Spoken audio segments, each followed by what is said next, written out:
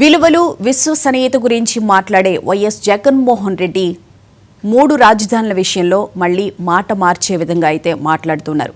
వైఎస్ఆర్సీపీకి సంబంధించి శాసన మండలిలో ప్రతిపక్ష నేత అయినటువంటి బొత్స సత్యనారాయణ నిన్న రాజధానుల విషయంలో ఒక కీలకమైన మాట మాట్లాడడం జరిగింది. వాళ్ళు అధికారంలో ఉన్నప్పుడు 3 రాజధానులు, వాళ్ళు అధికారం కోల్పోతే మళ్ళీ పార్టీలో చర్చించి నిర్ణయం తీసుకుంటామనడం ఏమనుకోవాలి అసలు? అంటే వాళ్ళకున్న విశ్వసనీయత, నిజాయితీ, నిబద్ధత ఇదే అన్నమాట.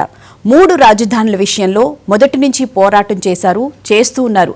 అంటే అక్కడ చేస్తే రాజధానికి సంబంధించి 2019లో వాళ్ళు అధికారంలోకి వచ్చిన తర్వాత వరదలు వచ్చిన నేపథ్యంలో అక్కడ రాజధాని నిర్మించడం వల్ల వరద ముంపుకు ప్రభావం గురవుతుంది అని చెప్పి కూడా చెప్పడం జరిగింది. మొన్న వరదలు వచ్చినప్పుడు కూడా 2024లో వరదతో అక్కడ మునిగిపోతుంది రాజధాని, అక్కడ ఎలాంటి నిర్మాణాలు చేపట్టవద్దు, ప్రపంచ బ్యాంకు హెల్ప్ చేస్తున్న నేపథ్యంలో కూడా వాళ్ళకు కూడా ఇక్కడ రాజధాని నిర్మాణానికి సంబంధించి మీరు ఎలాంటి సహాయ సహకారాలు అందించవద్దు అని చెప్పి కూడా చెప్పడం జరిగిందంటే వాళ్ళకు రాజధాని నిర్మించడాన్ని అక్కడ ఎంత వ్యతిరేకిస్తున్నారు అనేది మనకు తెలుస్తూనే ఉంది.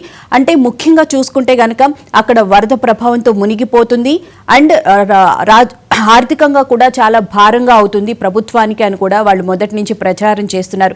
మరి ఇప్పుడు అధికారం కోల్పోయిన తర్వాత 3 రాజధానుల విషయంలో ఎందుకు నిర్ణయం మార్చుకుంటున్నారు? అసలు మనం చూసుకుంటే కనుక 2010లో ఉమ్మడి ఆంధ్రప్రదేశ్ ఉన్నప్పుడు రాజధానికి భూములు ఇచ్చిన పరిస్థితి అక్కడ ఎట్లా ఉంది, 2014లో రాజధానికి సంబంధించి రైతులు భూములు ఇచ్చిన తర్వాత అక్కడ పరిస్థితి ఏంటి, 2019లో వాళ్ళు అధికారంలోకి రాకముందు రాజధాని నిర్మాణానికి సంబంధించి అక్కడ ఎలాంటి వర్క్ జరిగింది, 2019 నుంచి 24 వరకు వాళ్ళు అధికారం చేపట్టిన తర్వాత రాజధానికి సంబంధించి వర్క్ అక్కడ ఎలా నిలిచిపోయింది అనేది చూస్తే మనకి చాలా క్లియర్గా అర్థమవుతుంది. అక్కడ పనులు ఏ విధంగా జరిగాయి, ఏ విధంగా ఆగిపోయాయి, ఆగిపోవడం వల్ల అక్కడ ఎంత నష్టం వాటిల్లింది అని. ఇప్పుడు 2024లో కూటమి ప్రభుత్వం అధికారంలోకి వచ్చాక ఈ 9 నెలల కాలంలో పనులు అయితే ప్రారంభించడం జరిగింది. వచ్చే నెల నుంచి నిర్మాణానికి సంబంధించి భవన నిర్మాణానికి సంబంధించి కూడా 30,000 కోట్ల వరకు కూడా వర్క్ జరిగే అవకాశం కనిపిస్తుంది. పనులు చాలా చకచకా జరుగుతున్నాయి. అయినా కూడా ఇప్పటికీ కూడా వాళ్ళ పార్టీ స్టాండ్ అనేది మళ్లీ మారే అవకాశం కనిపిస్తుంది. అంటే అధికారంలో ఉన్నప్పుడు ఒకలా, అధికారం కోల్పోతే మరోలా మాట్లాడే వైఎస్ఆర్సీపీకి ఇదే నిబద్ధత, ఇదే విశ్వసనీయత ప్రజలకు మాకు ఉన్నది అని చెప్పి వాళ్ళు పదే పదే చెప్తున్నారు. సో ఈ అంశానికి సంబంధించి ఇవాల్టి డిబేట్లో చర్చించుకుందాం. డిబేట్లో పాల్గొనడానికి మనతో పాటు ఉన్నారు టీడీపీ అధికార ప్రతినిధి రఫీ గారు, అలాగే జనసేన నుంచి అధికార ప్రతినిధి రావి సౌజన్య గారు, ఇక ప్రముఖ విశ్లేషకులు వేల్పూరి శ్రీనివాస్ గారు. గుడ్ మార్నింగ్ అండి అందరికీ, నమస్తే. సార్ శ్రీనివాస్ గారు, ముందుగా మీరు చెప్పండి, అధికారంలో ఉన్నప్పుడు వైఎస్ఆర్సీపీ పార్టీ 3 రాజధానుల నిర్మాణం, అధికారం కోల్పోయాక మళ్ళీ పార్టీలో చర్చించి నిర్ణయం తీసుకుంటామని చెప్పి నిన్న శాసన మండలిలో ప్రస్తావించడం, సో వీటిని ఎలా మనం కంపేర్ చేసుకోవాలంటారు? అంటే ఎన్నికలకు ముందు జగన్మోహన్ రెడ్డి గారు 2019లో రాజధాని ఇక్కడే ఉంటుంది, నేను ఇక్కడే ఇల్లు కట్టుకున్నానని చెప్పేసి ఆయన చెప్పడం జరిగింది. ఆయనతో పాటు 10 మంది నాయకులు కూడా చెప్పారు, చంద్రబాబు నాయుడు గారు ఇల్లు కట్టుకోలేదు, మేము కట్టుకున్నాము, అందువల్ల మేము మాట మీద నిలబడతామని చెప్పారు. ఎన్నికలు అయిన తర్వాత వెంటనే 3 రాజధానులు అని చెప్పేసి ఒకటి ప్రచారం తీసుకొచ్చేసి దానికే మేము కట్టుబడి ఉన్నాము, అన్ని ప్రాంతాలు అభివృద్ధి చెందాలి, ఇక్కడైతే లక్షల కోట్లు ఖర్చు అవుతుంది అని చెప్పేసి రియల్ ఎస్టేట్ చేసుకోవటానికి ఆయన విశాఖపట్నాన్ని ప్రధానంగా, ఎందుకంటే విశాఖపట్నం కాస్మోపాలిటన్ సిటీ కాబట్టి చాలా కాస్ట్లీ సిటీ అన్నమాట విశాఖపట్నం, అక్కడ భూములు దోపిడీ చేయడానికి దాచుకో స్కీమ్లో భాగంగా 3 రాజధానులు తెర మీద తీసుకొచ్చారు. ఇది నిజంగా కూడా ఒక తొగ్లకలో నియంత్రణ చేసేటువంటి పని జగన్మోహన్ రెడ్డి గారు చేశారు. భారతదేశంలోనే కాదు, ప్రపంచంలో కిమ్ తప్పితే ఎక్కడా కూడా ఈ 3 రాజధానుల ఇష్యూస్ అనేది ఎక్కడా లేదన్నమాట. అయితే ప్రజల మధ్య, ప్రాంతాల మధ్య, కులాల మధ్య, మతాల మధ్య విభేదాలు తీసుకురావటంలో జగన్మోహన్ రెడ్డి గారు 100కి 100% సక్సెస్ అయ్యారు. ఎందుకంటే గతంలో కూడా రాజశేఖర రెడ్డి గారు కూడా ముఖ్యమంత్రి కావటానికి మరియు చెన్నారెడ్డి గారు ముఖ్యమంత్రిగా ఉన్నప్పుడు హైదరాబాద్లో హిందూ ముస్లింల మధ్య చిచ్చు పెట్టారు. ఆ చిచ్చు ఫలితంగా ఒక 400 మంది చనిపోయారు. ఈ విషయం అప్పుడు ముఖ్యమంత్రిగా ఉన్నటువంటి మరియు చెన్నారెడ్డి గారు అసెంబ్లీలో స్వయంగా చెప్పారు, నా ముఖ్యమంత్రి పదవి కోసం అని చెప్పేసి రాజశేఖర రెడ్డి గారే చేశారు, దీన్ని కర్త కర్మక్రియ ఆయన అని చెప్పాడు. తండ్రి వారసత్వాన్ని తీసుకున్నటువంటి జగన్మోహన్ రెడ్డి గారు మరి ఆంధ్రప్రదేశ్లో ఈ కుట్రలు చేయటంలో 100% సక్సెస్ అయ్యారు. ఆయన రియల్ ఎస్టేట్ బిజినెస్లో కూడా లక్షల కోట్లు దోపిడీ చేశారు. అంటే ఒక ప్రాంతం అని కాకుండా ఒక సామాజిక వర్గానికి రాజధాని కట్టుబడి ఉంది, అందుకే కడుతున్నారనే విషయాన్ని కూడా ప్రజలకు బలంగా తీసుకెళ్లే విధంగా కూడా వాళ్ళు మాట్లాడుతూ కూడా అమరావతి కాదు ఇది కమరావతి అన్నారు. నిజంగా చెప్పాలంటే జ్ఞానం బుద్ధి ఉన్నవాడు ఎవడో కూడా ఇలాంటి మాటలు మాట్లాడు. అది దళితుల రాజధాని. ఎందుకు చెప్తున్నా అంటే మీకు అక్కడ తాడికొండ అసెంబ్లీ నియోజకవర్గం ఉంది, అది ఎస్సీ కాన్స్టిట్యున్సీ, రిజర్వ్డ్ కాన్స్టిట్యున్సీ అన్నమాట. రిజర్వ్డ్ కాన్స్టిట్యున్సీలో కమ్మవాళ్ళలో, రెడ్లో, కాపులో, యాదవులో, గౌడ్స్ ఇంకోళ్ళు ఉండరు, కేవలం దళితులు మాత్రమే ఉంటారు అక్కడ. అంటే ఆ మాత్రం ఇది కూడా తెలియకుండా ప్రజలను మభ్య పెడతానికి మేము ఏది చెప్పినా గొర్రెల్లాగా ప్రజలు వింటారు అనేటువంటి దీని మీద తనకున్నటువంటి మీడియాతో విషప్రచారం చేసి రాజధాని మీద అన్ని రకాలుగా ఎన్ని రకాలైన ప్రయోగాలు చేయాలో అన్ని రకాలుగా ప్రయోగాలు చేశారు. అంతేకాకుండా వరదలప్పుడు కూడా కృష్ణా బ్యారేజ్ని మీద పడవలు పంపించి గేట్లు ఎఫెక్ట్ అయితే ఇదంతా కూడా అని చెప్పేసి కుట్రలు చేశారు. దానికి ఎంత ఇబ్బంది పడ్డారో మీరు కూడా చూసారన్నమాట. తర్వాత చంద్రబాబు నాయుడు గారు ఇల్లు ముంచడం కోసం అని చెప్పేసి వాటర్ కిందకు వదలాల్సింది వదలకుండా ఒక 4 రోజులు దాన్ని అట్లాగే స్టాండ్ పెట్టారు. అంటే అప్పుడన్నా కూడా ఇల్లు మునిగిపోతే లేదా యువతలకి అమరావతికి వాటర్ వస్తే మనం ప్రచారం చేయొచ్చు అనే దాని మీద ప్రయత్నం చేశారు. ఏ ఒక్క వాళ్ళు చేసిన ప్రయత్నాలు ఏ ఒక్కటి కూడా సక్సెస్ కాలేకపోయారు అన్నమాట. అంటే ప్రజలు విఘ్నులు ఆలోచిస్తున్నారు డెఫినెట్గా.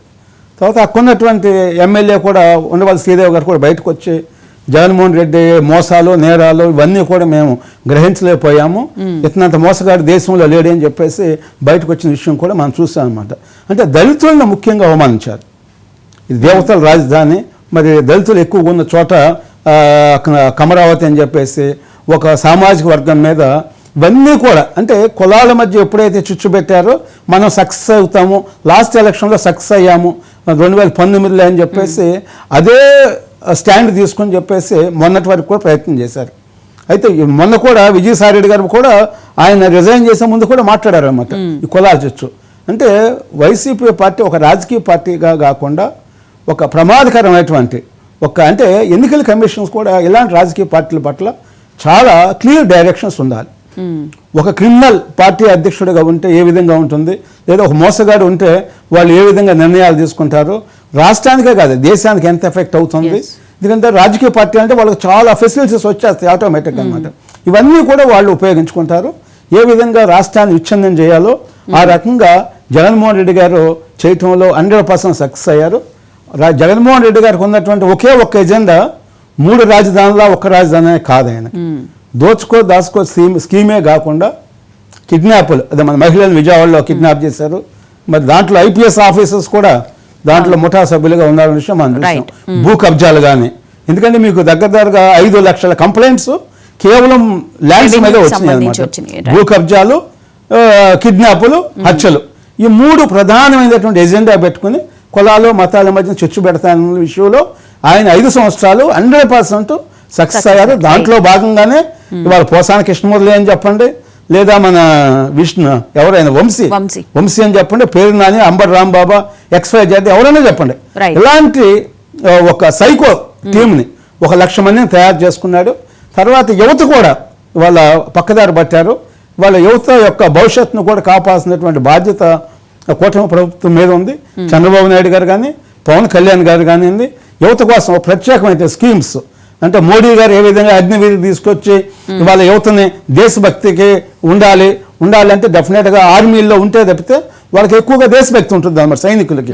మరి ఆ విధంగా ఆంధ్రప్రదేశ్లో యువతను కూడా జగన్మోహన్ రెడ్డి గతంలో మరి కొన్ని లక్షల మందిని మరి సోషల్ మీడియా కూడా ఆయన డయాస్లో మీరు చెప్పారు, మీరు ప్రభుత్వం మీద ఏ విధమైనటువంటి విషప్రచారం ఏం చేయండి, నేనున్నాను, మీకు ఏ పదవి కావాలంటే ఆ పదవి ఇస్తానని చెప్పేసి సమావేశాల్లో కూడా చెప్పారన్నమాట. యువతను కూడా ప్రభుత్వం సీరియస్గా తీసుకుని వాళ్ళకి స్కూల్స్లో కూడా ఎన్సీసీ ఎలాంటివి పెట్టి డెఫినెట్గా వాళ్ళకి ట్రైనింగ్స్ కూడా ఇవ్వాల్సింది, లేకపోతే వాళ్ళ జీవితాలు సర్వనాశనం అవుతాయి. అంటే యువత ఏ విధంగా అట్రాక్ట్ అవుతున్నారంటే మేము ఎలాంటి సంఘ విద్రోహ కార్యక్రమాలు చేసినా మాకు ఏ విధమైన కేసులు ఉండవు. ఒకవేళ 100 కేసులు పెట్టినా కూడా మమ్మల్ని జైలుకు తీసుకెళ్ళరు. తర్వాత అదేవిధంగా మాకు బెయిల్ ఉండదు లైఫ్ లాంగ్ అనేటువంటిది ఒక మైండ్ సెట్కి వచ్చారు. న్యాయ వ్యవస్థలు కూడా మరి ఇలాంటి విషయంలో సీరియస్గా ఉండి సుముటోగా ఉండి దేశాన్ని రాష్ట్రాన్ని కాపాడటంలో న్యాయ వ్యవస్థ కూడా మరి చాలా కీలకమైనటువంటి నిర్ణయాలు తీసుకోవాలి, ముందడుగు వేయాలి అని నేను విజ్ఞప్తి చేస్తున్నాను. రైట్. రఫీ గారు గుడ్ మార్నింగ్ అండి. నమస్తే మేడం. సార్, మళ్ళీ శాసన మండలి సాక్షిగా బొత్స సత్యనారాయణ గారు నిన్న 3 రాజధానుల గురించి ఆలోచిస్తాము, ఒకసారి మళ్ళీ పార్టీలో చర్చించి అప్పుడు మా విధానం అది, ఇప్పుడు మళ్ళీ పార్టీలో చర్చించి నిర్ణయం తీసుకుంటాము అని చెప్పని అంటున్నారు. అంటే ఒక మంత్రిగా పనిచేసినటువంటి వ్యక్తి ఇట్లా ప్రతిసారి ఆ పార్టీకి ఎంత నిబద్ధత ఉంది అని చెప్పేది మనకు తెలుస్తుంది. ప్రతిసారి ఇలా మాట మార్చడం ఎంతవరకు కరెక్ట్ అంటారు? నమస్తే మేడం. అనుపమ్ గారు మీకు, అలాగే సౌజన్య గారికి, అలాగే శ్రీనివాస్కి, అందరికి కూడా నమస్కారం. మహాతేజ నమస్కారం మేడం. ఈ బొత్స సత్యనారాయణ నిన్న శాసన మండలిలో మాట్లాడటం కాదు, నాకు గుర్తు ఈ ఎన్నికల్లో దారుణంగా ఓడిపోయిన తర్వాత కూడా విశాఖపట్నంలో మేము 3 రాజధానులకే కట్టుబడి ఉన్నామని చెప్పి ఒక మాట చెప్పారు. అప్పుడు కూడా మేము బాగా విమర్శించాం, ఇంకా బుద్ధి రాలేదా, ఇంకా 3 రాజధానులు అంటున్నాడంటే. ఒక పక్కన రాజధాని పనులు శరవేగంగా జరుగుతున్నాయి. ప్రపంచ బ్యాంకు నుండి, హడ్కో నుండి, అనేక సంస్థల నుండి దాదాపు 40,000 కోట్ల రూపాయలు రాజధాని పనులకి డబ్బులు కూడా వచ్చినాయి. టెండర్లు పిలిచారు. 200 కంపెనీలు వాళ్ళకి ఇచ్చినటువంటి స్థలాలని బాగు చేసుకునే పనిలో ఉన్నారు. ఇవాళ ఈ బొత్స సత్యనారాయణ మాట్లాడటం కాదండి. ప్రొఫెసర్ హరగోపాల్ రాయలసీమలో ఒక మీటింగ్ అటెండ్ అయ్యి ఆంధ్రప్రదేశ్ లో ఉన్నటువంటి సంపద అంతా కూడా అమరావతిలో కేంద్రీకరించడం ఇది కరెక్ట్ కాదని చెప్పి ఆయన చేతి కూడా చెప్పించారు. ఈ ప్రొఫెసర్ గారికి నేను చెప్తున్నాను, నాకు ఆయన బాగా తెలుసు. అమరావతి రాజధాని సెల్ఫ్ సస్టైన్ ప్రాజెక్ట్. అది ఇతర జిల్లాల నుండి వచ్చినటువంటి ఆదాయం కానీ, ఆంధ్రప్రదేశ్ లో వచ్చినటువంటి ఆదాయం కానీ ఏది కూడా అమరావతి కోసం తెచ్చినప్పుడు రూపాయి చెల్లించరండి. అమరావతిలో వచ్చినటువంటి ఆదాయంతోనే అక్కడ పెట్టినటువంటి కంపెనీలు, అక్కడ వస్తున్నటువంటి ఆదాయం 9 నవనగరాలు కట్టంగా మిగిలినటువంటి 10,000 ఎకరాలు అప్పటికి దాదాపు 20 కోట్లు ఉంటుందో 30 కోట్లు ఉంటుందో ఒక్కొక్క ఎకరం. చూసాం కదా మనం మాదాపూర్ లో 100-120 కోట్లకు కూడా ఒక ఎకరం పరిస్థితి మనం చూసాం. అలాంటి పరిస్థితి అమరావతికి వచ్చిన తర్వాత అమరావతిలో వచ్చినటువంటి సంపదతో, అమరావతికి వచ్చినటువంటి ఎసెట్స్ తోనే దాన్ని ఆ అప్పులు తీరుస్తామని చెప్పి చాలా స్పష్టంగా చంద్రబాబు నాయుడు గారు 19లో చెప్పారు, తర్వాత చెప్పారు, ఇప్పుడు కూడా చెప్పారు. అయినప్పటికీ కూడా ఇతర ప్రాంతాల్లో ప్రజల్ని రెచ్చగొట్టి, ఎదుగో చూసారా మీ జిల్లాల్లో వచ్చే ఆదాయం అంతా తీసినట్లు చంద్రబాబు నాయుడు గారు అమరావతిలో పెట్టేస్తున్నాడు, మీకు అన్యాయం చేస్తున్నాడు అని చెప్పి ఒక ప్రాంతీయ విద్వేషాలు రెచ్చగొట్టడం కోసం చేస్తున్నటువంటి ప్రయత్నం. బొత్స సత్యనారాయణ గారికి నేను చెప్తున్నాను మా న్యూస్ ద్వారా, ఇంకా ఏంటయ్యా మీరు చర్చించేది? 3 రాజధానులని చెప్పిన చోటే విశాఖపట్నం ఒక రాజధాని అని చెప్పావు. ఏ రాజధాని? ఎగ్జిక్యూటివ్ క్యాపిటల్ అన్నావు. అక్కడే అన్ని సీట్లు కూటమి అభ్యర్థులు గెలవటం జరిగింది. కర్నూలులో రాజధాని, న్యాయ రాజధాని అన్నావు. కర్నూలుతో పాటు చుట్టూ అన్ని సీట్లు ప్రజలు కూటమికి ఇచ్చారు. ఇంకా నువ్వు నీ 3 రాజధానులు పట్టుకుని ఏలాడితే ఏలాడు. అందుకే పార్టీలో మళ్ళీ చర్చిస్తామని చెప్పని అంటున్నారు. అక్కడ అట్లా జరగట్లేదు కాబట్టి 2019లో రఫీ గారు 2019లో వాళ్ళు గ్రాఫిక్స్ నిర్మాణం అని చెప్పి ప్రజల్లోకి తీసుకెళ్లడంలో చాలా సక్సెస్ అయ్యారు. అందుకే అధికారంలోకి రాగలిగారు. అక్కడ అమరావతిలో ఎలాంటి నిర్మాణం జరగట్లేదు, కేవలం గ్రాఫిక్స్ లోనే మనకి కనిపిస్తుంది అని చెప్పి ప్రజల్లోకి దాన్ని బలంగా కూడా తీసుకెళ్లడం జరిగింది. ఇదే జనం కూడా నమ్మారు. మన అమరావతి చుట్టూ ఉండేటువంటి అటు గుంటూరు గాని ఇటు పక్కన మంగళగిరి గాని విజయవాడ గాని నందిగామ గాని అన్ని కూడా నమ్మి ఇతను వస్తే చాలా వేగంగా అమరావతి నిర్మిస్తాడు, రైతులకి ఇంకా ఎక్కువ ఇస్తాడని చెప్పేసి నమ్మి ప్రజలు ఓటేశారు. వాళ్ళకి వేసిన తర్వాత మోసం చేశాడు. అసెంబ్లీలో చర్చించారండి, ఇంకా పార్టీలో చర్చించడం ఏంటి? అసెంబ్లీలో చర్చిస్తే నేను కట్టుబడి ఉన్నాను అమరావతి రాజధానికి అని చెప్పి మాట మార్చాడు.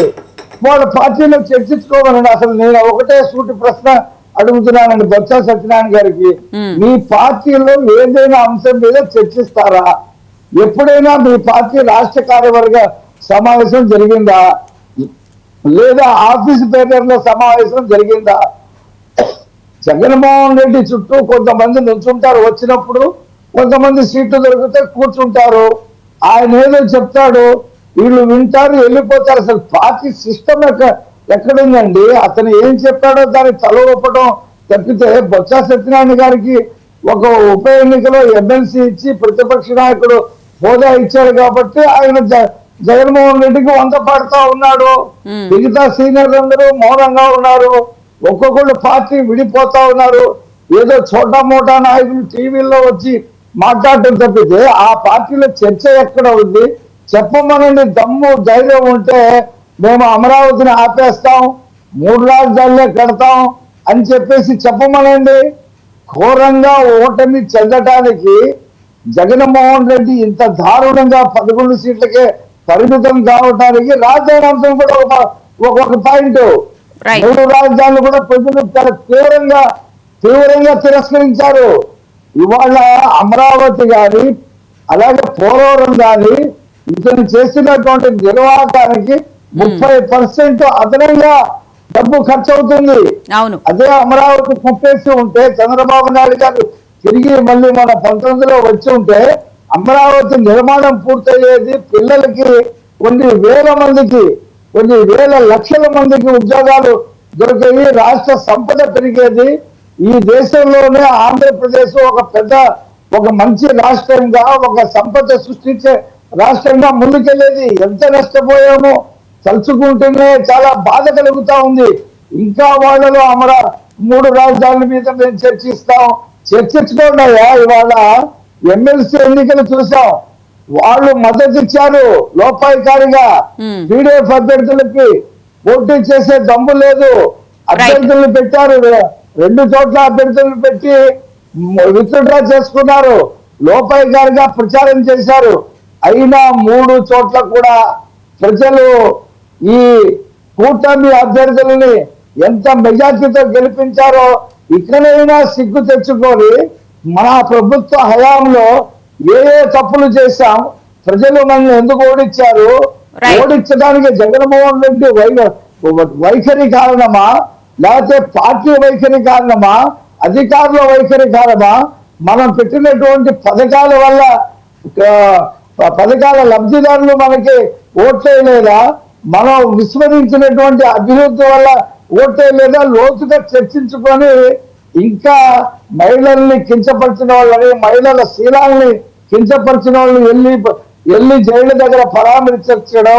అలాగే నిన్న మొదటి నుండి చూస్తున్నాను మేడం, ఇతను ఉన్నాడు కదా, ఎవరు రైల్వే కోర్టులో అరెస్ట్ అయినటువంటి పోసానికి దాని గురించి తర్వాత మాట్లాడదాము. ఫస్ట్ రాజధానుల అంశం గురించి మాట్లాడదాం. చెప్తా, పవన్ కళ్యాణ్ గారి భార్య మీద, ఆమెకు పుట్టినటువంటి పిల్లల మీద ఏ రకమైన ఎంత జుగుప్సాకరమైనటువంటి మాటలు మాట్లాడాడో అది వింటుంటేనే చాలా బాధగా ఉంది. ఇలాంటి వాళ్ళని ఇంకా జైలులో పెట్టడం ఏంటండి? ఇంకో దేశంలో అయితే, ఏదైనా గల్ఫ్ దేశంలోనో చైనాలో అనేది కాల్చి చంపేస్తారు వీళ్ళని. ఈ రకంగా ఫ్యామిలీస్ మీద ఈ రకంగా మాట్లాడి, ఈ రకంగా బూతులు తిట్టి వాళ్ళ క్యారెక్టర్ ను కనుక చేసిన వాళ్ళు ఇంకా ఇక్కడ నోటీసులు ఇచ్చి గౌరవంగా అరెస్ట్ చేస్తా ఉన్నారు. ఇతర దేశాల్లో అయితే వీళ్ళని సహించరు అసలు. ఈ దేశంలో కాబట్టి ఈ రాష్ట్రంలో ఇంకా చంద్రబాబు నాయుడు గారు ఇంకా చాలా సౌమ్యుడు, ఇంకా పద్ధతి ప్రకారంగా చట్ట ప్రకారంగా వెళ్తానని చెప్పి వాళ్ళందరినీ ఇంకా బయట తిరగనిస్తా ఉన్నాడు ఆయన. రైట్ రఫీ గారు, టాపిక్ డైవర్ట్ అవుతుంది, మళ్ళీ మాట్లాడదామండి. సౌజన్య గారు గుడ్ మార్నింగ్ అండి. గుడ్ మార్నింగ్ అండి. సౌజన్య గారు, అసలు ముఖ్యంగా చూసుకుంటే కనుక వైఎస్ఆర్సీపీకి అసలు రాజధానికి సంబంధించిన విషయం మీద క్లారిటీ లేదా, లేకపోతే వాళ్ళకి సబ్జెక్ట్ అర్థం కావడం లేదా, ఎందుకు అలా మాట్లాడుతున్నారని చెప్పి అనుకోవచ్చు? పవన్ గారు, మీకు అలాగే రఫీ గారికి, అనలిస్ట్ గారికి, అలానే మహా న్యూస్ వీక్షకులందరికీ కూడా నా నమస్కారాలండి. అసలు వాళ్ళకి అవగాహన ఉందా లేదా, సబ్జెక్ట్ ఉందా లేదా అనేది అసలు వాళ్ళు ఏ ఆలోచన చేశారు ఈ 5 సంవత్సరాల్లో? కనీసం చంద్రబాబు నాయుడు గారు తీసుకొచ్చిన ఏదైతే రాజధాని ఉందో దాన్నన్నా కొంతవరకు వాళ్ళు కావాలని కక్షపూరితంగా దాన్ని భూస్థాపితం చేయాలని చేశారు తప్పితే ఎక్కడ. ఎందుకంటే నేను ఈ మాట అంటుంది, మొన్న శిథిలాన్ని తొలగిస్తుంటే సిమెంట్ బస్తాలండి, కొన్ని వేల సిమెంట్ బస్తాలు ఈ పిచ్చి మొక్కలు పెరిగిపోయినాయి, ఆ పిచ్చి మొక్కల కింద ఉన్నాయి అవన్నీ వేల సిమెంట్ బస్తాలు. ఇసుకంటే ఏదో అటు ఇటు వెళ్ళిపోయినా ఉపయోగపడుతుంది, సిమెంట్ బస్తాలు దండకే కదా. అంటే ఒక ప్రభుత్వం ఇంకో ప్రభుత్వం ఎన్నుకున్న, ఒక ప్రభుత్వం వెళ్ళిపోయి ఇంకో ప్రభుత్వం వచ్చినప్పుడు దాన్ని కంటిన్యూటీ చేయాలి, లేదు అంటే కనీసం ఉన్నది కాపాడుకోవాలి. అది కూడా పక్కన పెట్టేసి అసలు బేస్మెంట్ లో నీళ్ళల్లో 5 సంవత్సరాల నుంచి నానేసే పరిస్థితి, ఈ సిమెంట్ బస్తాలు ఏదైతే కన్స్ట్రక్షన్ కి ఉపయోగించిన మెటీరియల్ మొత్తాన్ని భూస్థాపితం చేసే పరిస్థితి. అసలు అక్కడ ఉన్నవి అన్ని క్లియర్ చేయడానికే చాలా సమయం పట్టింది, 2-3 నెలల సమయం పట్టింది. అంత డబ్బంతా దానికి ఖర్చు అవుతుంది కదా. ఈ రోజు ఎంత మనకి టైం వేస్ట్ అవుతుంది, టైం వేస్ట్, మనీ వేస్ట్, అన్ని వేస్టే కదా వాళ్ళ వల్ల. కానీ శ్మశానం అన్న వ్యక్తి ఈ రోజు, నేను ఆ రోజు ఆ పరిస్థితుల్లో అన్నాను, ఈ రోజు ఆ పరిస్థితులు వేరు. అసలు పరిస్థితులు ఏంటి? ఒక ప్రజాప్రతినిధిగా ఉండి అన్ని సంవత్సరాలు సీనియారిటీగా ఉండి నువ్వు మాట్లాడాల్సిన మాటలేంటి, ఈ రోజు నువ్వు మాట్లాడుతున్న మాటలేంటి? అసలు మీ నియోజకవర్గ ప్రజలు చూడరా నేను? అసలు జ్ఞానం ఉండాలి కొంచెం. ఒక నాయకుడు, ఒక నాయకత్వం అంటే ఎలా ఉండాలి? కనీసం మనకు చేత కాదు, మనకేమి చేత కాదు, కనీసం సైలెంట్ గా కూర్చోవాలి, అంతే, చెడగొట్టకూడదు. ఇక్కడ ఏంటి పరిస్థితి అయిందంటే జగన్మోహన్ రెడ్డి అనే వ్యక్తికి పాలన చేత కాదు కాబట్టి ఆ పాలన చేత కాదని మభ్య పెట్టుకోవడం కోసం ఏయో పిచ్చి పిచ్చి ప్రారంభం చేయటం, కక్షపూరిత పాలన చేయటం. కక్షపూరిత రాజకీయం చేస్తే అది వేరు, కక్షపూరిత పాలన అనేది కేవలం జగన్మోహన్ రెడ్డి దగ్గర మనం చూసాం. కాబట్టి అమరావతి పరిస్థితి ఈ రోజు ఇప్పుడు మెరుగుపడుతుంది తప్పితే ఈ పాటికే కొంత మెరుగులు దిద్దుకొని బయటికి పరిగెత్తాల్సింది, మళ్ళీ ఆదాయాన్ని తిరిగి తీసుకొచ్చాల్సిన పరిస్థితిలో ఉండాల్సిన ఈ రోజు రాష్ట్ర రాజధాని ఈ రోజు ఇప్పటికిప్పటికి అడుగులు వేసే పరిస్థితి ఉందంటే ఎంత దౌర్భాగ్యం అండి. మనది ముందు ముఖ్యంగా రాష్ట్ర ప్రజలు ఒక నమ్మి ఒక ప్రభుత్వాన్ని ఇస్తే ఆ రాష్ట్ర ప్రజల మీదే ఇలా గుజుబడి లాగా మళ్ళా మేము భారాన్ని మోపుతామంటే అసలు అది ఎంతవరకు న్యాయం? వీళ్ళందరికీ కూడా శిక్ష పడాలండి. ఇక్కడ మనం ఆలోచించాలి, మనం మాటలతో చెప్పుకోవడం కాదు. ఈ సిమెంట్ బస్తాల తాలూకా ఎవరో ఒకళ్ళు ఇన్ఛార్జ్ ఉంటారు కదా, ఆఫీసర్లు ఎవరో ఒకళ్ళు, వీళ్ళందరికీ కూడా ఎందుకు ఇంత డ్యామేజ్ జరుగుతుంది, ప్రభుత్వానికి మీరు ఎందుకు ఇంత నష్టం కలిగించారు? ఇక్కడి నుంచి ఆ తాలూకా శాఖ ఎమ్మెల్యే, ఆ శాఖ ఎంపీ వరకు, మంత్రి వరకు కూడా పూర్తి స్థాయిగా వీళ్ళు శిక్షలు విధించారు వీళ్ళకి. ఎందుకంటే నిర్లక్ష్యం, ఎవరు మనల్ని ఏమి అనలేరు, మనం ఏం దుర్వినియోగం చేసినా మనల్ని ఎవరు మాట్లాడరు, ఓన్లీ కాసేపు మీడియాలో మాట్లాడుకుంటారు, వదిలేస్తారు. కానీ దీని మీద ఖచ్చితంగా ఎంక్వైరీ వేయాలి. ఈ నిర్లక్ష్యానికి, ఈ యొక్క డ్యామేజ్ కి కారకులు ఎవరున్నారో ప్రతి ఒక్కళ్ళ మీద కూడా ఎంక్వైరీ చేయాలండి. అలా వేస్తేనే భయం ఉంటుంది. ప్రభుత్వాలు మారినాయి, ఈ రోజు ఈ ప్రభుత్వం, రేపు ఇంకో ప్రభుత్వం, ఎవరు మారినా కూడా ప్రజల సొమ్ము దుర్వినియోగం చేయకూడదు, ఉన్నది కనీసం అలా ఉంచాలి. లేదంటే డ్యామేజ్ చేస్తే మనకి ఇలాంటి శిక్షలు ఉంటాయి అని చెప్పి అర్థమయ్యేటట్టుగా ఉండాలని చెప్పి ముందు తప్పుడు ప్రచారం చేస్తే వాళ్ళకి శిక్షలు కఠినంగా ఉంటాయి అని చెప్పి ప్రజల్లోకి వెళితే అప్పుడు మారతారేమో రాజకీయ నాయకులు కూడా. రాజకీయ మారాలి. ఎందుకంటే ఇప్పుడు నేను జనరలైజ్ అంటే ఏదో మా కుటుంబ ప్రభుత్వం వచ్చింది కాబట్టి ఇలా మాట్లాడుతాను కాదండి. జనరల్ గా ప్రజల సొమ్ము ఎవరు డ్యామేజ్ చేసినా కూడా దానికి శిక్షారులే. ఇది అమరావతి అనేది ప్రజల కష్టం, ప్రజలు ఏం చిన్న తేడా వచ్చినా కూడా ప్రజల మీద భారం పడుతుంది. ఇప్పుడు డబుల్ భారం కాదని అసలు ఆ సిమెంట్ బస్తాలు చూస్తే ఎంత బాధ అనిపిస్తుంది. మీకు చేత కాలేదు, ఆ సిమెంట్ బస్తాలు స్టోర్ చేసి ఇంకో చోట ప్రభుత్వం తాలూకు ఎక్కడెక్కడ ఉపయోగిస్తూ ఉంటారు కదా, అక్కడ ఉపయోగించుకోవచ్చుగా. అది లేదు అంటే అసలు అందులోనూ అలా ఉపయోగించుకున్నా కూడా ఒక తట్ట ఇసుక, తట్ట మట్టి, తట్ట సిమెంట్ వేస్తేనే కదా గత ప్రభుత్వంలో కనీసం అయ్యా ఉపయోగించుకోవడానికి. అంటే పార్టీ ఆఫీసులు కట్టుకున్నారు కదా, కనీసం దానికన్నా ఉపయోగించుకుంటే బాగుండేదేమో. అంతే, అసలు కనీసం ఆలోచన కదండి. నేను ఇక్కడ పాయింట్ ఏంటంటే ప్రభుత్వ నాయకులు, ప్రజాప్రతినిధులు కాకుండా కనీసం ఉద్యోగులు ఎవ్వరు కూడా సమయంగా లేకపోతే ఇదిగోండి ఇలాంటి పరిస్థితి వస్తుంది. కొన్ని వేల కోట్లు ప్రజాధనం దుర్వినియోగం అయిపోతుంది. దానికి బాధ్యులు ఎవరు? నాకు పార్టీ కుటుంబ ప్రభుత్వం తరఫున మా క్వశ్చన్ ఒకటేనండి, దీనికి బాధ్యులు ఖచ్చితంగా చేయాలి. ఖచ్చితంగా వీళ్ళందరికీ కూడా మనం అంటే ఎంక్వైరీ వేసి ఇక్కడ ఎక్కడెక్కడ తప్పులు జరుగుతున్నాయో, గత ప్రభుత్వంలో ఎవరు నిర్లక్ష్యం వల్ల ఎంత నష్టం జరిగిందో ఇవన్నీ కూడా ఎంక్వైరీ చేసి దానికి తగ్గట్టుగా ఉన్న వ్యక్తులు ఎవరైతే ఉన్నారో వాళ్ళందరికీ శిక్ష విధించాలి. శిక్ష అంటే కనీసం పనిష్మెంట్ ప్రజలకు చెప్పాలి. ఇదిగోండి అమరావతి వల్ల ఇంత లాస్ అయింది, అఫ్ కోర్స్ కేసులు అనుభవించారు, మహిళలు ఎంత ఇబ్బందులు పడ్డారు, అమరావతి ఉద్యమాల్లో ఎంత సాధక బాధలు ఇవన్నీ పక్కన పెట్టింది. కానీ ప్రత్యక్షంగా డ్యామేజ్ జరిగింది, ఆస్తి నష్టం వచ్చి డబ్బు నష్టం వచ్చి ఇదంతా జరిగింది. దానికి బాధ్యులు కూడా చెయ్యాలని చెప్పని అనుకుంటున్నా. ఖచ్చితంగా కూటమి ప్రభుత్వం నిర్ణయం తీసుకుంటది. ఇంకొకటి ఏంటంటే ఈ రోజు మాటలో మనకు అవకాశం ఉన్నట్టుగా ఆ రోజు పరిస్థితులు బట్టి అలా మాట్లాడాము, ఈ రోజు ఇంకో పరిస్థితులు అంటే అసలు ఇదేనా పిల్లలాట్ల ప్రభుత్వ పాలన అంటే మీ ఇష్టం వచ్చినప్పుడు ఒకరాగా మాట్లాడి మళ్ళీ ఇప్పుడు లేదు మళ్ళీ మేము రాజధానికి అంటే ఇంకా చర్చిస్తారంట. ఆ చర్చలో అసలు వాళ్ళకి నాకు తెలిసి వాళ్ళ పార్టీలో చర్చలు చేయటం లేకపోతే ఇంకోటి ఉండదు, కేవలం ఆర్డర్ మాత్రమే ఉంటుంది. అది కూడా ఆలోచన లేని ఆర్డర్స్ వాళ్ళు అన్ని. స్క్రిప్ట్ ప్రకారం ఏమైనా మాట్లాడారేమో, ఇప్పుడు అందరూ చెప్తున్నట్టు స్క్రిప్ట్ ప్రకారం పంపించే స్క్రిప్ట్ ప్రకారమే మాట్లాడుతున్నామని చెప్పని అంటున్నారు కదా, అది కూడా మేబీ వచ్చి ఉండొచ్చు. అంటే ఈయన కూడా అంతేలేండి, ఎందుకంటే మనకు తెలుస్తా ఉంది కదా, ఆలోచించి చెప్తావంటే మరి దాన్ని ఏమంటారు. కనీసం నువ్వు అంత సీనియర్ గా ఉన్న వ్యక్తివి, నువ్వు ఆ మాత్రం చెప్పలేకపోయావు అంటే ఇంక నీ పార్టీలో ఏం విలువ ఉంది? ఒక స్థాయిలో బొత్స సత్యనారాయణ గానీ ఆయన నెక్స్ట్ సీఎం క్యాండిడేట్ ఆ పార్టీలో, జగన్మోహన్ రెడ్డి గారి తర్వాత ఆయన సీఎం క్యాండిడేట్ అన్నట్టుగా కొన్ని అంశాలు వచ్చినాయి. సీనియర్ తర్వాత అంత ఉన్నారు అని. కానీ ఈ రోజు ఆయనే మేము ఆలోచించి చెప్తాము అన్నట్టుగా అంటే మరి ఇంకా పరిస్థితి ఎక్కడ ఉండండి? అంటే ఇదంతా ఏంటి అంటే కేవలం ప్రారంభన. వాళ్ళు చెప్పిన మాటలకి ఈ రోజు పాపం వాళ్ళకి జ్ఞానోదయం అయినట్టుంది. కాబట్టి దాన్ని తప్పించుకోవడం కోసం మాత్రం ఆ రోజు అలా అన్నాను. కానీ అంటానికి ఆ రోజు పరిస్థితులు నేను అనలేదు. కానీ ఈ రోజు పరిస్థితులు వేరు కాబట్టి మేము చర్చించి చెప్పుకుంటాము. అంటే ఆ రోజు 3 రాజధానులు అనొచ్చు, రాష్ట్రాన్ని నాశనం చేసేయచ్చు, ఆ డబ్బంతా డ్యామేజ్ చేసేయచ్చు, ప్రజల మీద భారం మోపచ్చు. ఈ రోజు మాత్రం తోచి మళ్ళీ మాకు సంబంధం లేదు, మేము మళ్ళీ ఆలోచించుకొని చెప్తాం. అంటే వినేవాళ్ళు ఏంటండి అంత ఇదా? అంటే దానికి ఏదో భాష ఉంటుందిలేండి, అలా అనుకోవాలి. మనం వాళ్ళు మాట్లాడుతూ ఉంటారు, మనం వింటా ఉంటాం. మధ్యలో ప్రజలు నాశనం అయిపోతారు, రాష్ట్రం నాశనం అయిపోతా ఉంటారు. ఇప్పుడు వీళ్ళు చేతులు కాలే కాకులు పట్టుకున్నట్టుగా వీళ్ళకి ఇప్పుడు జ్ఞానోదయాలు అవుతా ఉంటాయి. అసలు కనీసం నిజంగా అమరావతి గురించి మాట్లాడారంటే మాత్రం అది అసలు వీళ్ళందరినీ కూడా పనిష్ చేయాలండి. మొత్తం దీనికి సంబంధించిన వాళ్ళు ఎవరైతే ఉన్నారో మొత్తం మనం మాట్లాడిన ప్రతి ఒక్కళ్ళు జగన్మోహన్ రెడ్డితో సహా మొత్తం పనిష్ చేయాలి. ఆ రోజే అమరావతికి న్యాయం చేసినట్టు అవుతుంది. అంత దారుణంగా చేశారు. ఎందుకంటే ప్రత్యక్షంగా అమరావతి ఉద్యమంలో పాల్గొన్నాను కాబట్టి ఆ బాధలు ఏంటో, ఆ మహిళలు అన్ని 1800 రోజులు ఎంతో పైగానే చేశారు, 15 రోజుల దాకా. మరి అసలు అంత తీవ్రమైన ఉద్యమం నాకు తెలిసి ఎప్పుడు చూసున్నాం మనం. ఎప్పుడో స్వతంత్ర ఉద్యమం టైంలో ఉంటది. అంత అసలు రాజధాని నిర్మాణానికి కూడా రైతులు స్వచ్ఛందంగా వచ్చి అంత భూమి కూడా ఎక్కడ ఇవ్వలేదు, ల్యాండ్ పూలింగ్ కూడా ఎక్కడ జరగలేదు. ప్రభుత్వాన్ని నమ్మించారండి. ప్రభుత్వాన్ని నమ్మించిన దానికి మళ్ళా కులాలు ఆపాదించారు, పార్టీలు ఆపాదించారు. ఏంటి ఒక సెంటు భూమి, సెంటు కదండి, ఒక అడుగు భూమి మనం వదలగలమా? ఇప్పుడు సిటీలో ఉన్నామండి మనం, మన ఇంటి పక్కన ఒక అడుగు భూమి ఏదైనా క్రాస్ ముక్క వస్తుంది లేదా ఇంకోటి పక్కన దీంట్లో వాళ్ళకి వెళ్ళినా ఒక అడుగు భూమి మనం వదలలేమండి. అలాంటిది స్వచ్ఛందంగా ఈ రాష్ట్ర ప్రజల కోసం అమరావతి రైతులు త్యాగం చేస్తే ఆ త్యాగాన్ని కూడా అవహేళన చేశారు. ఎంత దారుణం అండి అది. భూమి ఇచ్చేసారండి, అలా వెళ్ళి సంతకాలు పెట్టేసి వచ్చారు, ఎవరు చెయ్యని పని అది.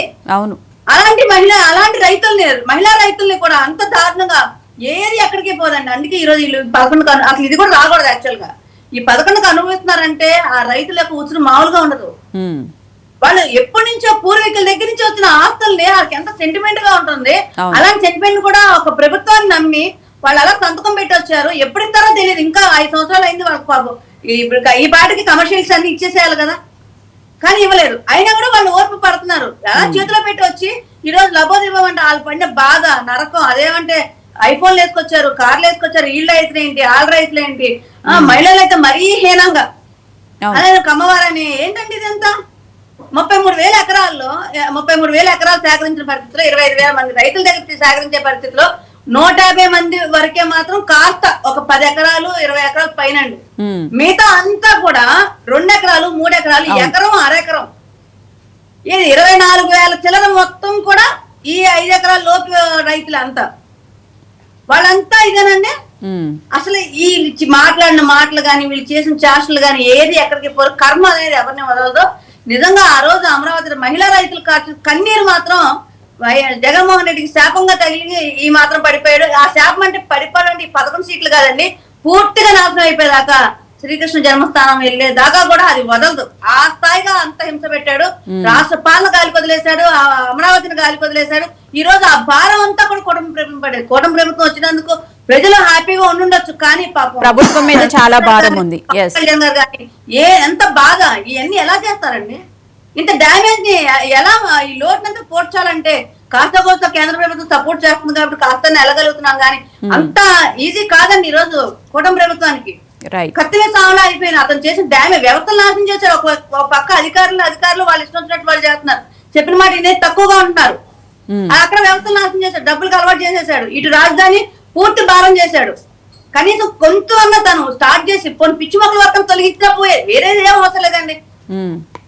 ఒక బుల్డోజర్ పెట్టి పిచ్చి మొక్కలు తీసేస్తే చాలు, అవి కూడా చేయలేకపోయాడు.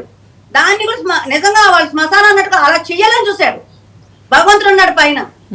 కాబట్టి ఈ రోజు రాష్ట్ర ప్రజల కోసం అమరావతిని నిలబెట్టాలని చెప్పని కూటమి ప్రభుత్వాన్ని తీసుకొచ్చారు, రాష్ట్ర ప్రజలే తీసుకొచ్చారు. ఆ సిమెంట్ బస్తాలు కథనం చదివినప్పుడు భువన్ గారు నిజంగా రాష్ట్ర ప్రజలు అందరూ కూడా ఇప్పుడు నాకులాగే ఫీల్ అయ్యి ఉంటారేమో, నిజంగా మంచి నిర్ణయం తీసుకున్నాము కూటమి ప్రభుత్వాన్ని తీసుకొచ్చి. అమ్మ ఏంటి ఇంత ఇంత ఆస్తి నష్టం జరిగిందా, ఇంత దారుణంగా పాలన. ఆ రోజు కథనం నిజంగా కళ్ళం నీళ్ళు తెప్పించిందండి. రైట్, ఆ కథనం చాలా కళ్ళం నీళ్ళు తెప్పించింది. అది చదివిన ప్రతి ఒక్క ఓటరు కూడా నాకులాగే ఫీల్ అయ్యి ఉంటాడేమో అనిపించింది.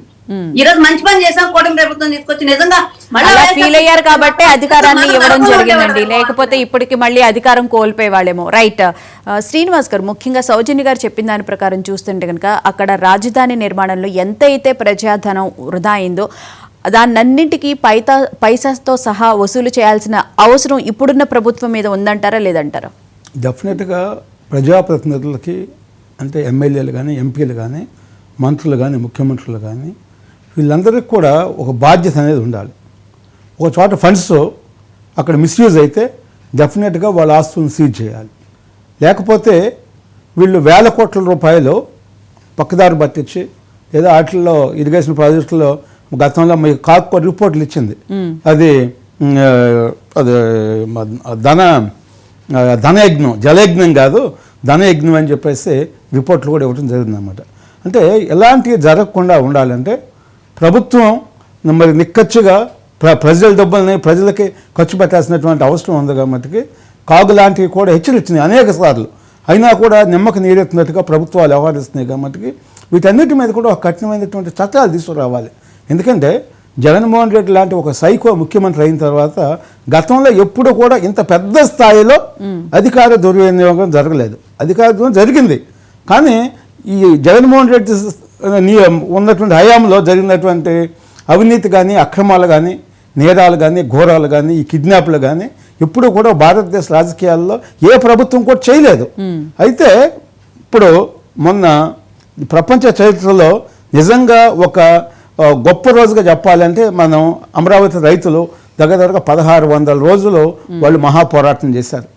మరి వాళ్ళ పోరాటం ఫలితంగానే నిన్న 164 సీట్లు వచ్చినాయి. అంటే మరి ఇన్ని రోజులు రైతులు, ముఖ్యంగా మహిళలు ఎంతో వాళ్ళు అన్ని రకాలుగా వాళ్ళు ప్రాబ్లమ్స్ ఫేస్ చేసి ప్రభుత్వం, పోలీసులు ఎన్ని విధాలుగా వాళ్ళ మీద దాడులు చేశారో మనం చూసాం. దగ్గర 3000 మందిని పోలీసులను అక్కడ పెట్టి ఇప్పుడు 100 మంది ఉన్నారు మొత్తం మీద. ఏది ఎంటైర్ సెక్రటేరియట్ ఏరియాలో 100 మంది పోలీసులు ఉంటారు, కానీ అంతకుముందు 3000 మంది ఉండి డైలీ దాడులు చేయటము, అర్ధరాత్రి పూట ఇళ్ల మీద అటాక్ చేయటము, ఇవన్నీ కూడా చేశారు, మనం చూసాం అన్నమాట. అయితే ఇప్పటికైనా కూడా బొత్స సత్యనారాయణ గారు అసెంబ్లీ సాక్షిగా మేము గతంలో తప్పులు చేశాము, ఇది ప్రజలు మమ్మల్ని క్షమించాలి, ఇప్పటికైనా మేము బుద్ధి తెచ్చుకున్నాము, ఏదో మా సైకో ఇవన్నీ చేయటం వల్ల ఇదయ్యింది, మేము కూడా దాంట్లో భాగస్వామి అయినందుకు మమ్మల్ని అందరినీ మీరు క్షమించండి, ఇప్పటికైనా కూడా అమరావతిని ఉన్నతమైన స్థానంలో డెవలప్ చేసుకుందామని చెప్పేసి బొత్స సత్యనారాయణ గారు హౌస్లో చెప్తే చాలా గౌరవంగా ఉంటుంది. ఎందుకంటే ఎక్కడైనా కూడా తప్పు జరగవచ్చు, జరిగినప్పుడు దాన్ని సరిదిద్దుకోవటం అనేది చాలా ముఖ్యమైన ఇష్యూ. ఇవాళ అలాంటి ప్రయత్నం లేకుండా ఉండటం అనేది దురదృష్టకరం. ఆయన అంటున్నారు మరలా మేము పార్టీలో చర్చిస్తామని చెప్పేసి.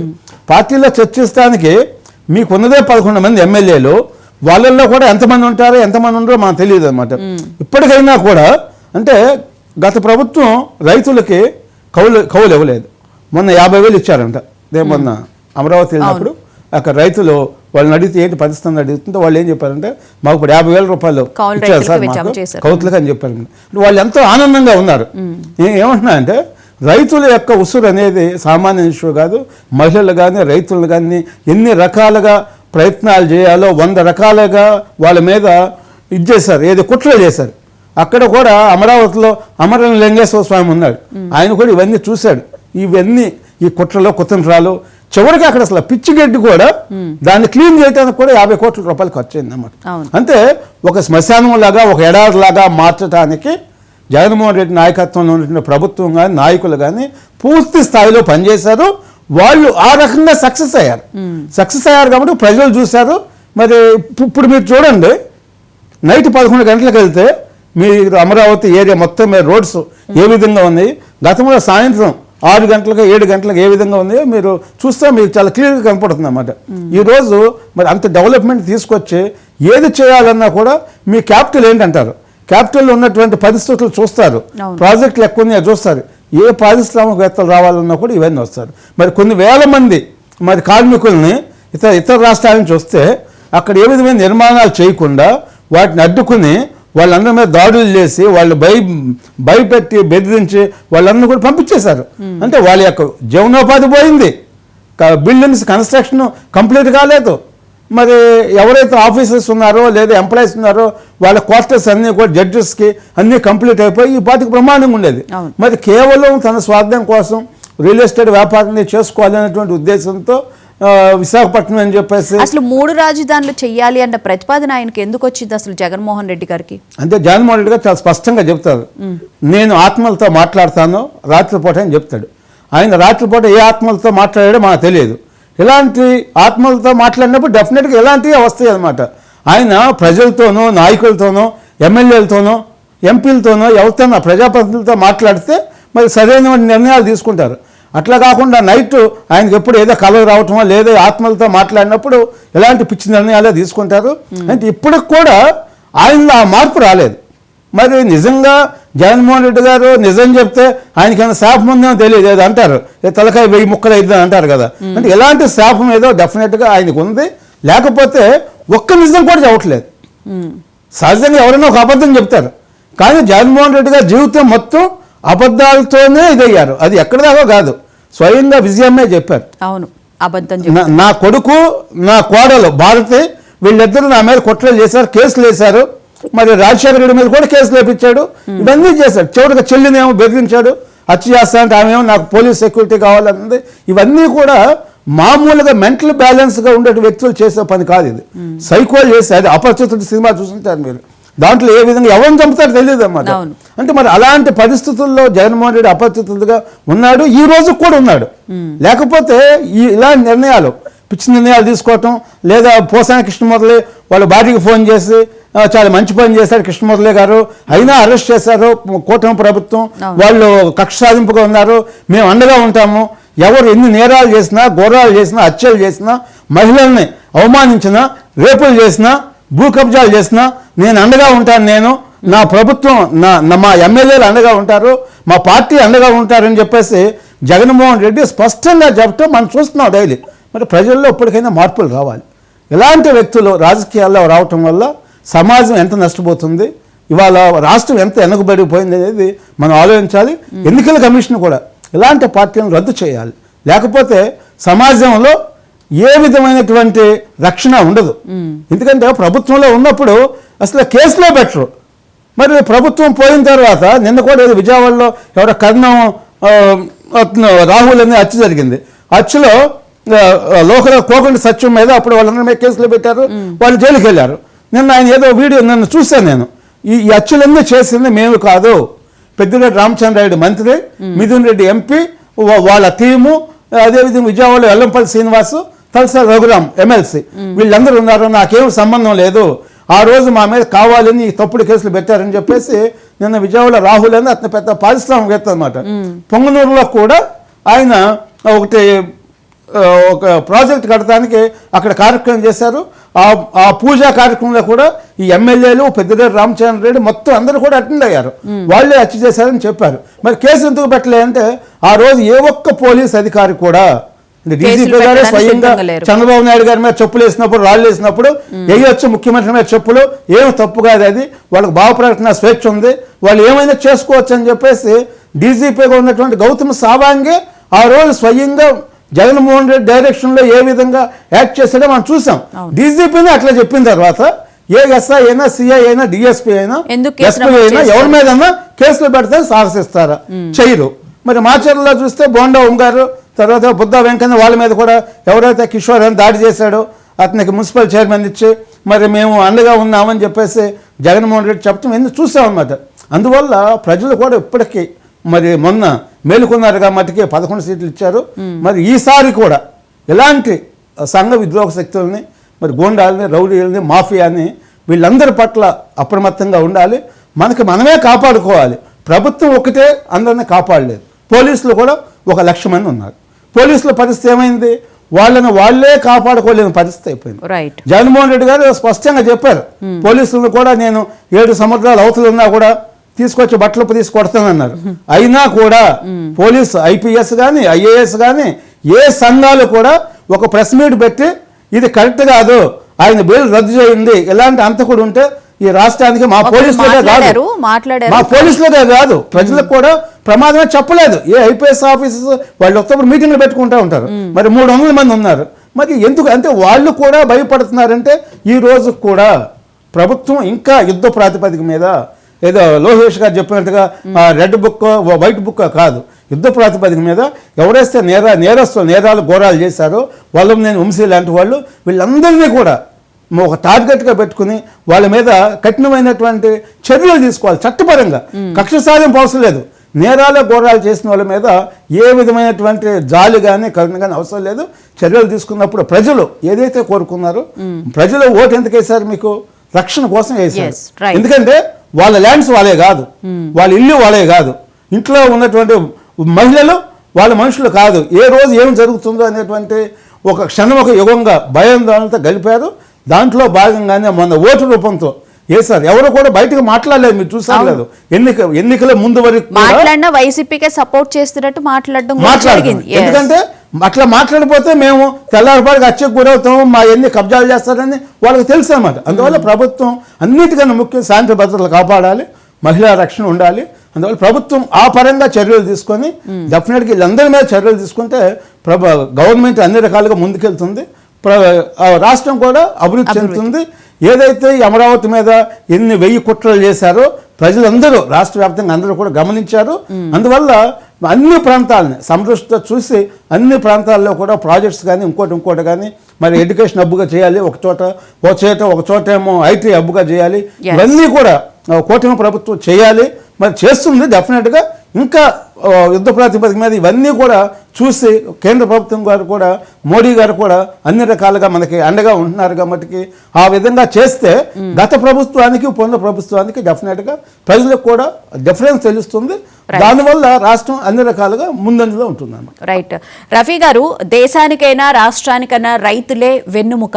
అలాంటి రైతులు ఇచ్చిన భూములు రాజధాని నిర్మాణం కోసం ఇప్పుడు కూటమి ప్రభుత్వం అయితే నిర్మాణం చేపట్టబోతోంది. వచ్చే నెల నుంచి నిర్మాణ కార్యక్రమాలు అయితే జరగబోతున్నాయి. మరి రైతులు ఏ విధంగా ఉన్నారు? వాళ్ళ ఆనందాన్ని మాటల్లో వ్యక్తం చేయడం అయితే మన వల్ల అయితే కాదు. ఏమంటారు సార్? రైతులు చాలా కష్టాలు పడ్డారండి, చాలా బాధలు పడ్డారు. 3 సంవత్సరాల పాటు వాళ్ళు ఉద్యమాలు చేశారు. వాళ్ళ మహిళలను అయితే చాలా దారుణంగా హింసించారు, కొట్టారు. కనీసం కనకదుర్గ గుడికి వెళ్ళి ప్రార్థన చేసుకుంటానంటే కూడా వాళ్ళని వెళ్ళకుండా బూటకాళ్లతో తన్నారు. మనం చూసాం. అక్కడ అరసవల్లి దేవాలయానికి వెళ్ళి మా మొర ఆలోచించుకుంటా ఉంటే రాజమండ్రిలో ఆ రాజమండ్రి ఎంపీ ఎవరైతే భరత్ ఉన్నాడో మహిళల మీద కుర్చీలు విసరటం, మంచినీళ్ళ బాటిల్స్ విసరటం ఎంత చేశాడో చూసాం. అక్కడ ఉండేటువంటి రథాన్ని తీసుకెళ్ళిపోయి ఆడ పోలీస్ స్టేషన్ లో పెట్టడం. అసలు ఏమి చేయకూడదో అన్ని చేశారండి ఆ ప్రభుత్వంలో. ఏమి చేయకూడదో అన్ని చేసేసారు. కనీసం కౌలు ఇవ్వడానికి ప్రతిసారి హైకోర్టులో పిటిషన్ వేసుకునేటువంటి పరిస్థితి.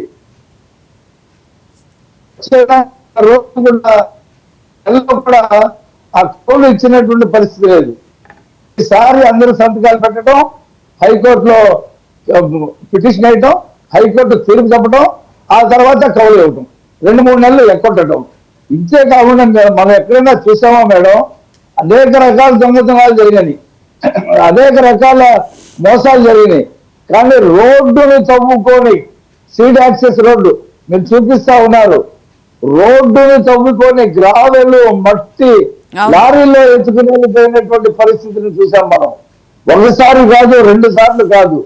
రోడ్డు తవ్వుకున్న దొంగల్ని మనం సముద్ర దొంగల్ని చూసాం, విమాన దొంగల్ని చూసాం, ఇంటి దొంగల్ని చూసాం, అలాగే పంటల దొంగతనం చేసేవాళ్ళు చూసాం తప్పితే రోడ్లు తవ్వుకొని వెళ్ళిపోయినటువంటి దొంగల్ని మనం ఈ జగన్మోహన్ రెడ్డి ప్రభుత్వ హయాంలో ఏవైతే జరగవని చెప్పి అనుకుంటామో అవే చేసి చూపించారు. అదే చేసి చూపించారు.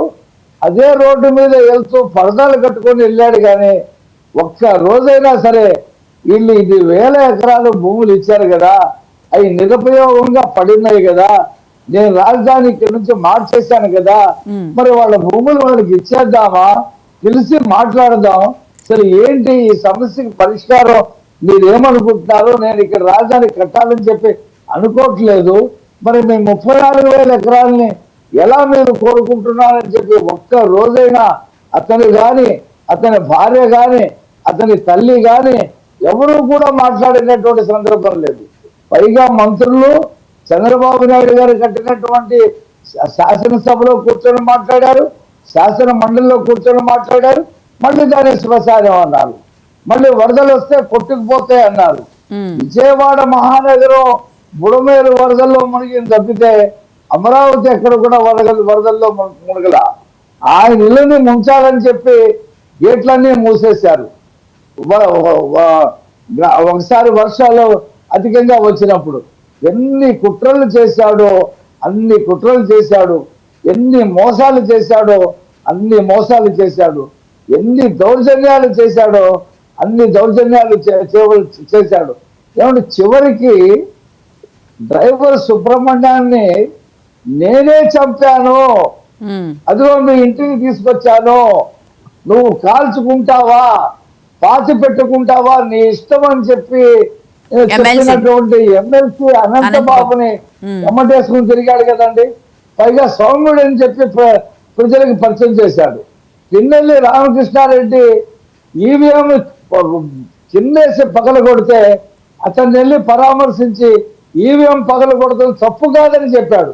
ఇవాళ నేను ఒకటే చెప్తున్నా, బొత్స సత్యనారాయణ గారికి కానీ లేకపోతే ఆ ఎమ్మెల్సీలకు కానీ, ఎమ్మెల్యేలు ఎలాగో అసెంబ్లీకి రావట్లేదు, వాళ్ళు మొదలు పడుతున్నారు. మనం ఎందుకు గెలిచాం, ఎందుకు మనం ఎమ్మెల్యేలుగా గెలిచాం, అసెంబ్లీకి వెళ్ళలేకపోతున్నాం అని చెప్పి వాళ్ళు మొదలు పడుతూ ఉన్నారు. శాసన మండలికి వస్తున్నటువంటి ఎమ్మెల్సీలు ఒకసారి మీ గుడ్డ మీద చేసుకొని ఆలోచన చేయండి. మనం ఏ కార్యక్రమాలు చేస్తే ప్రజలు మనల్ని ఓడించారు, ఇప్పుడు కూడా ఓడిస్తూ ఉన్నారు. మనం లోపాయికారిగా మద్దతు ఇచ్చినా సరే చిత్తుగా 3 శాసన మండలిలో ఓడిపోయాం కదా. మనకి ఆ రోజు 40% ఓట్లు వచ్చినని చెప్పుకుంటున్నామే, ఇవాళ 40% ఓట్లు అతనితో లేవు మేడం.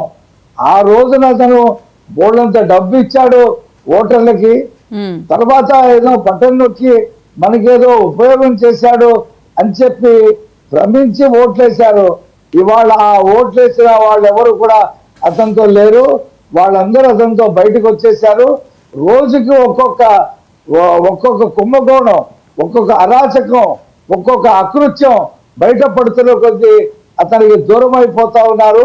అతనితో ఎవరు మిగలరు, కేవలం ఆ సైకోలే మిగులుతారు, లేదా కొంతమంది ఆ పదవుల్లో ఉండేటువంటి ఎమ్మెల్సీలు మిగలటం తప్పితే మాజీలు ఎవరు కూడా అతను పిలిస్తే వచ్చేటువంటి పరిస్థితి లేదు.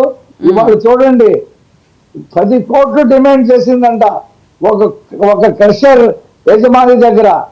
అక్కడ జాషువా అనేటువంటి ఒక ఎస్పీ 2 కోట్లు తీసుకున్నాడంట.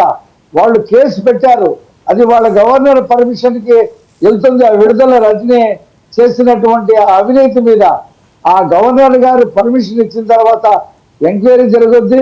వీళ్ళందరూ ముందస్తు బెయిల్కి వెళ్ళిపోతా ఉన్నారు మేడం.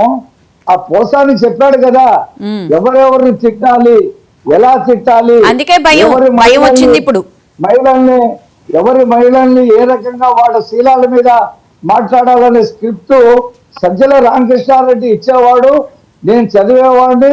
సజ్జల భార్గవ్ దాన్ని వైరల్ చేసేవాడని స్పష్టంగా ఎస్పీ ముందు ఒప్పుకున్నాడండి. ఇప్పుడు అతనేంటి హైకోర్టుకి వెళ్తున్నాడు, ముందస్తు బెయిల్. నా పేరు కూడా అతను చెప్పాడు, అది రికార్డ్ అయింది. ఏ రోజైనా సరే నన్ను కూడా అరెస్ట్ చేసి ఆ రైల్వే కోర్టు జైల్లో పెడతారని చెప్పి అతను సకల శాఖ మంత్రి, అన్ని శాఖలకి అతనే జవాబు చెప్పేవాడు. సామాన్య ఉద్యోగి అండి అతను. ఒక గుమాస్తా సాక్షిలో ఈనాడులో పనిచేసినటువంటి ఒక గుమాస్తా ఈ రోజున 1000 కోట్లకి పడగలెట్టాడంటే ఎంత అవినీతి చేశాడండి. 65 ఎకరాల అటవీ భూములు ఆక్రమించుకొని ఒక పెద్ద గెస్ట్ హౌస్ కట్టేసుకున్నాడు. అంటే 5 సంవత్సరాలు దొరికిన కాడికి దొరికినట్టు దోచుకున్నారు. అతనే వాళ్ళ భార్య అతను ఇద్దరు ఉండటం కోసం అక్కడ రిషికొండలో 600 కోట్ల రూపాయలతో ఆయన ఒక పెద్ద ప్యాలెస్, ప్రపంచంలోనే ఎక్కడా లేనటువంటి ప్యాలెస్ ఆయన కట్టుకుంటే, సజ్జల రామకృష్ణారెడ్డి ఆయన ఒక ప్యాలెస్ కట్టుకుంటే, పెద్దిరెడ్డి రామచంద్రారెడ్డి వాటన్నిటి మీద తప్పకుండా విచారణ జరుగుతులేదండి. కూటమి ప్రభుత్వం తప్పకుండా విచారణ చేయాలి అని చెప్పి కూడా ప్రజలు కోరుకుంటూ ఉన్నారు. ప్యాలెస్ కట్టుకున్నాడు. ఇవన్నీ కూడా బయటికి రావాలి మేడం, వీళ్ళందరినీ కూడా శిక్షించాలి. ప్రజలు ఎదురు చూస్తున్నారు, ఎప్పుడు వీళ్ళు జైలుకు పోతారా, వీళ్ళు కబ్జా చేసిన భూములు వాళ్ళ చేతుల్లో నుంచి ఎప్పుడు బయటకు వస్తాయా అని చెప్పి కొన్ని లక్షల మంది బాధితులు ఉన్నారు మేడం. ఈ రెవెన్యూ వ్యవహారంలో ఎంతో మంది భూములు సామాన్య కార్యకర్త దగ్గర నుంచి జగన్మోహన్ రెడ్డి వరకు దొరికిన కాడకి దొరికినట్టు దోచుకోవటం వల్లనే 11 సీట్లు. ఎవరు అసెంబ్లీకి వెళ్లకుండా ఇంట్లో కూర్చునే పార్టీని మనం ఎక్కడైనా చూసామండి? నాకు ప్రతిపక్ష హోదా ఇస్తేనే అసెంబ్లీకి వెళ్తానని చెప్పినామండి. ఎక్కడైనా భారతదేశంలో ఏ అసెంబ్లీలో కానీ ఏ పార్లమెంట్ లో కానీ చూసామా? రాహుల్ గాంధీకి 2 సార్లు అతనికి ప్రతిపక్ష హోదా రాలా, అయినా పార్లమెంట్ కి వెళ్ళాడు. 3వసారి వచ్చింది, వెళ్తున్నాడు. అనేక బీజేపీకి 2 సీట్లు వచ్చినాయండి ఒకసారి. ఆ ఇద్దరు పార్లమెంట్ కి వెళ్ళి మాట్లాడారు. ఇతనికి 11 వచ్చినాయి. 11 వచ్చినా సరే వాళ్ళ చెల్లెలే చెప్పిందండి, నువ్వు అసెంబ్లీకి వెళ్ళలేని తిరిగి పద్దా, నీకెందుకయ్యా ఎమ్మెల్యే పదవి, మీ 11 మంది రాజీనామా చేసి ఇళ్లలో కూర్చోండియా, వేరే వాళ్ళు గెలుస్తారు, ఆ నియోజకవర్గ సమస్యలు మాట్లాడతారు. ఇంత పిరికివాడివి, ఇంత భయస్థుడివి, ఎవరిని ఎక్కడ చూడలేదు, రాజకీయాల నుంచి నిష్క్రమించవా, నీకెందుకయ్యా రాజకీయ పార్టీ చెప్పిందంటే ఇంతకంటే దారుడు. ఆ పార్టీలో ఉన్నటువంటి కార్యకర్తలు ఒకసారి ఆత్మ పరిశీలన చేసుకోవాలా. ఎంత దగులుబాబు పార్టీలో ఉన్నాం, ఏ సైకో నాయకత్వంలో మనం పనిచేస్తున్నాం, ఎందుకు ప్రజలు మనల్ని ఈ రకంగా తిరస్కరించారని చెప్పి వాళ్ళు చర్చించుకొని ఆ పార్టీ నుండి బయటపడాలి మేడం. తప్పకుండా కూటమి ప్రభుత్వం అన్నిటి మీద చర్యలు తీసుకోవాలని చెప్పి ఆశిద్దామండి. రైట్ సౌజన్య గారు, ముఖ్యంగా చూసుకుంటే మీరు స్వయంగా రాజధాని ఉద్యమంలో కూడా పాల్గొనడం జరిగింది. అప్పుడు జరిగిన అధికార దుర్వినియోగంతో పాటు ఇప్పుడు జరుగుతున్న అభివృద్ధికి సంబంధించి ఏమంటారు? అప్పటికి ఇప్పటికే అనేది అసలు మనం పూర్తిగా ఆ డిఫరెన్స్ అనేది, అంటే ఆ రోజు మహిళలను అవమానించారు, అదేమో అధికార దుర్వినియోగం అవమానించి దాన్ని ఈ రోజు మనం చూసుకున్నట్టయితే ప్రతి అంశం కూడా చాలా క్షుణ్ణంగా పరిశీలిస్తున్నారు. రాజధాని నిర్మాణం కోసం అవ్వచ్చు, ప్రజల యొక్క ఆకాంక్ష రాష్ట్ర రాజధాని, ఇదన్నీ నెరవేర్చే విషయంలో కూటమి ప్రభుత్వం చాలా శ్రద్ధ తీసుకుంటుంది. అంటే ఒకటి అంశం మొదలు పెట్టినప్పుడు, రాష్ట్ర రాజధాని అమరావతిగా ఉండాలని మొదలు పెట్టినప్పుడు దాన్ని వదిలేసిన వ్యక్తుల నుంచి కూడా కాపాడుకొని ఈ రోజు రాష్ట్ర రాజధాని అమరావతిగా నిలబెట్టడం కోసం కూటమి ప్రభుత్వం అహర్నిశలు కష్టపడుతూ ఉంది. ఆ దుర్వినియోగం చేసిన పరిస్థితి నుంచి ఈ రోజు అభివృద్ధి పదంలో నడిపించే పరిస్థితికి ఈ రోజు అక్కడ పనులు జరుగుతా ఉన్నాయంటే నిజంగా అది చాలా ఆనందించాల్సిన విషయం. ఎందుకంటే ఆ రోజు ఉద్యమంలో పాల్గొన్నప్పుడు మహిళలు, ముఖ్యంగా మహిళా రైతులు పడిన ఇబ్బందులు ఏదో కళ్ళారా చూసామో, ఇప్పుడు అదే మహిళా రైతుల కళ్ళల్లో చూస్తున్న ఆనందాన్ని చూస్తే మాత్రం చాలా ఆనందంగా ఉంది. పవన్ కళ్యాణ్ గారు ఏదైతే ఈ అంశం కోసమే, ఇలాంటి అభివృద్ధి కోసమే, ఇలాంటి మార్పు కోసమే పవన్ కళ్యాణ్ గారు నిర్ణయం తీసుకున్నారు. కొత్త నిర్ణయం తీసుకొని ఈ రోజు కుటుంబ ప్రభుత్వాన్ని ఏర్పాటు చేశారు.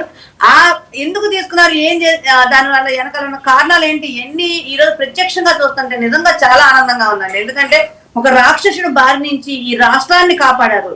ఈ రోజు ఆ రాక్షసుడు ఎన్నన్నా చేసుకోనండి, ఎన్నన్నా తనే ఎటో కొట్టు పోతాడు, అంటే శ్రీకృష్ణ జన్మస్థానానికి పోతాడు అనుకోని చివరికి. కానీ ఈ రాష్ట్ర ప్రజలు సేఫ్. ఈ రోజు ఈ రాష్ట్ర ప్రజలు పూర్తి స్థాయిగా సేఫ్ గా ఉన్నారు. దానికోసం పవన్ కళ్యాణ్ గారు ముందే ఆలోచించి ఒక అడుగు ముందుకేసి ఈ పొత్తు ప్రస్తావన తీసుకొచ్చి ఈ కూటమి ప్రభుత్వాన్ని ఈ స్థాయిగా ముందుకు తీసుకొచ్చిన పరిస్థితి మాత్రం అసలు ఎవరు మర్చిపోకూడదు పూర్తిగా. అలానే రాష్ట్ర ప్రజలు, అలాగే ముఖ్యంగా అమరావతి మహిళలు, ఎన్ని అంశాలు మనం తీసుకున్నట్టయితే మాత్రం ఈ రోజు చాలా ఆనందంగా ఉన్నాం. ఇదే కాదు, ఈ 5 సంవత్సరాలే కాదు, ఇంకొక 10 సంవత్సరాలు కూడా ఇలాగే ఉంటుందని చెప్పని పవన్ కళ్యాణ్ గారు చెప్పారు అంటేనే మనం ఏ స్థాయిగా వెళ్తాము. 2047 అనేది ఒక విజన్ లా పెట్టి ఆ విజన్ కి తగ్గట్టుగా అమెరికా లాంటి దేశాలని కూడా మన దేశం బీట్ చేసే పరిస్థితి ముందుగా ఆంధ్రప్రదేశ్ ఉంటుందని చెప్పి అయితే మాత్రం మనం కోరుకోవచ్చు, తప్పలేదండి. Right, thank you so much Soujanya garu, thank you so much Rafi గారు.